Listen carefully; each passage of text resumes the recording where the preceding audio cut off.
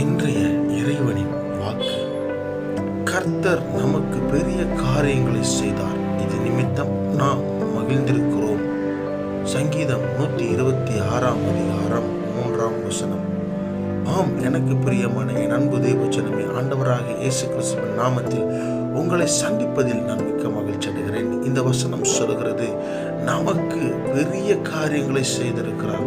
கர்த்தர் தாமே நமக்கு பெரிய காரியங்களை, ஆசீர்வாதங்களை நம்ம மீது வைத்திருக்கிறார். பிரியமானவர்களே, அவர் செய்த நன்மைகளை நினைத்து நினைத்து நாம் ஒவ்வொரு நாளும் மகிழ்ந்திருக்கிறோம் என்று சொல்கிறது.